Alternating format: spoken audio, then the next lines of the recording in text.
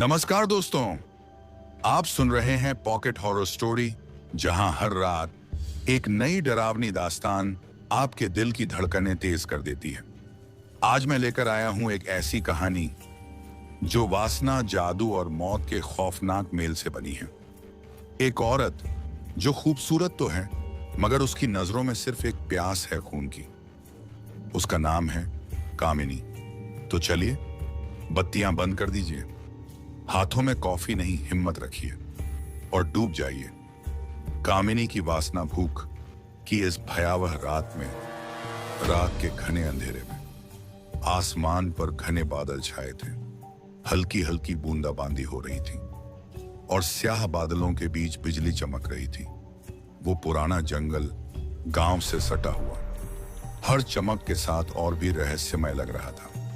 गांव वालों की एक ही बात मशहूर थी, जो उस जंगल में गया वो लौटा नहीं, और अगर लौटा तो पहले जैसा नहीं रहा। गांव का नाम था बहरामपुर। सैकड़ों साल पुराना गांव अब भी पुरानी मान्यताओं और डरावनी कहानियों में जकड़ा हुआ। बुजुर्गों के मुंह पर एक ही नाम बार बार आता, कामिनी।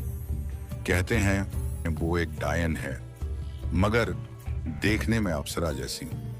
काली रातों में जब जंगल पूरी तरह सन्नाटे से भर जाता है, तब उसकी मोहक हंसी सुनाई देती है।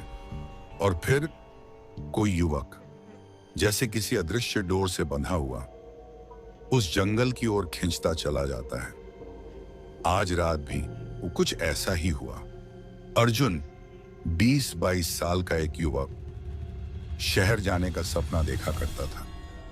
वो अपने दोस्तों के साथ खेतों से लौट रहा था। बाकी दोस्त अपने रास्तों पर चले गए, मगर अर्जुन जाने क्यों जंगल के किनारे वाले रास्ते पर मुड़ गया। उसे एक अजीब सी हंसी सुनाई दी, जैसे कोई औरत गुनगुना रही हो। उसकी चाल धीमी हो गई और फिर एक झिलमिलाता सा रूप उसके सामने उभरा। झील के किनारे खड़ी थी वो, एक औरत, लंबे खुले बाल, गीली साड़ी उसके बदन से चिपकी हुई, आंखों में गहरा काजल, होंठों पर अजीब सी मुस्कान। कौन हो तुम? अर्जुन ने डर और आकर्षण से पूछा। उस औरत ने धीरे से कहा, क्या फर्क पड़ता है, मैं वो हूं जो तुम्हारे भीतर की सबसे छुपी इच्छाओं को जानती है। अर्जुन जैसे सम्मोहन में बंधता चला गया। वो औरत, कामिनी, धीरे धीरे उसकी ओर बढ़ी, उसके गले में अपनी ठंडी उंगलियां फिराई और फिर अपने होंठ उसके होंठों पर रख दिए। अर्जुन ने चीखना चाहा, मगर आवाज बाहर नहीं निकल सकी। और तभी कामिनी का चेहरा बदलने लगा। अब वो अप्सरा नहीं थी, उसका चेहरा कुरूप हो गया था। आंखें सुर्ख, नाखून नुकीले, जबड़े खून से लाल। उसने अर्जुन की गर्दन में अपने दांत गड़ा दिए। अर्जुन की आंखें पलट गईं, उसका सारा खून चूस लिया गया। अगले दिन उसकी लाश झील के पास एक पेड़ से लटकी मिली, बेजान, मगर चेहरे पर थी एक अजीब सी मुस्कान। गांव में डर फैल गया। उसी समय शहर से एक पत्रकार आया, अनिरुद्ध, युवा, आंफा, जिज्ञासु। वो इन कहानियों की सच्चाई जानना चाहता था। कैमरा, लैपटॉप और रिकॉर्डर के साथ वो जंगल के पास एक वीरान घर में रुका। गांव वालों ने उसे रोका, खासकर एक बूढ़ी औरत, दादी रामा। उसने कहा, उसका जादू सिर्फ शरीर पर नहीं चलता, आत्मा पर भी असर करता है। आंखों से देखोगे तो दिल से चाहोगे, और चाहोगे तो मारे जाओगे। मगर अनिरुद्ध वो मानने वालों में से नहीं था। रात दर रात वो जंगल के पास जाता, रिकॉर्ड करता, मगर कुछ नहीं मिला। फिर आई तीसरी रात। पेड़ों के बीच एक परछाई घूमी, कैमरा बंद हो गया, मोबाइल ने काम करना बंद कर दिया। और तभी वही हंसी गूंजी, वही रूप, वही मोहक स्त्री जो स्वप्न की तरह सामने खड़ी थी। अनिरुद्ध, उसने पुकारा। अनिरुद्ध चौंका। उसने उसका नाम कैसे जाना? वो बोली, तुम्हें सच चाहिए तो देखो वो सच जिसे देखने के बाद कोई इंसान जिंदा नहीं बचा। एक तेज हवा चली और फिर जंगल की छाया बदल गई। अनिरुद्ध के सामने एक दृश्य उभरा, सैकड़ों साल पुराना। कामिनी एक राजकुमारी थी।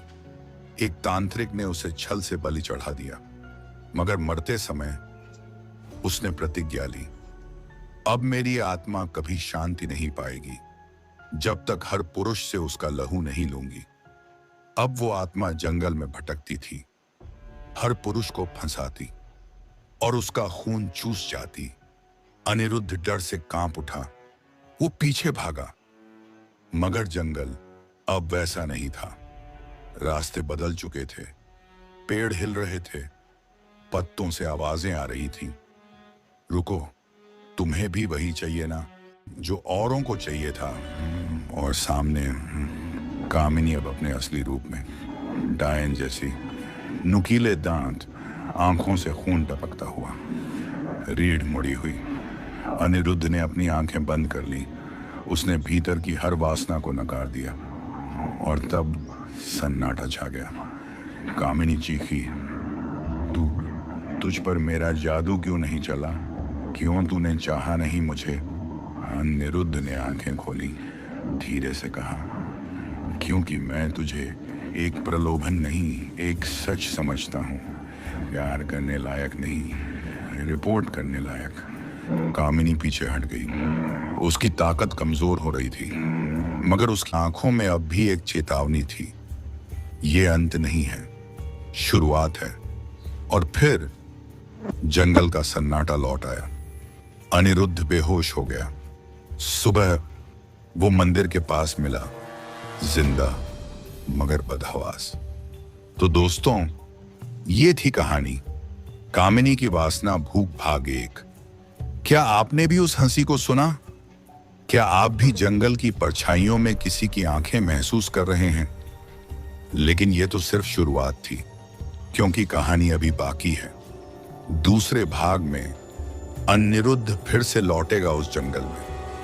इस बार सिर्फ रिपोर्टर बनकर नहीं, बल्कि एक चुनौती बनकर। कामिनी का अतीत और भी भयानक है और उसकी भूख अब सिर्फ खून की नहीं रही। तो जुड़िए अगली बार पॉकेट हॉरर स्टोरी पर, जहां हम लाएंगे कामिनी की वासना भूख भाग दो। एक ऐसी रात जो शायद किसी की आखिरी साबित हो सकती है। तब तक अंधेरे से बचकर रहिए, क्योंकि कहीं वो आपके पीछे ना खड़ी हो। अगर आपको यह कहानी पसंद आई हो तो वीडियो को लाइक कीजिए, कमेंट में बताइए क्या आप कामिनी के जाल से बच पाते। और हां, ऐसी ही और डरावनी कहानियों के लिए चैनल पॉकेट हॉरर स्टोरी को सब्सक्राइब करना न भूलें। अगली बार मिलते हैं एक और खौफनाक रात में। तब तक के लिए गुड नाइट।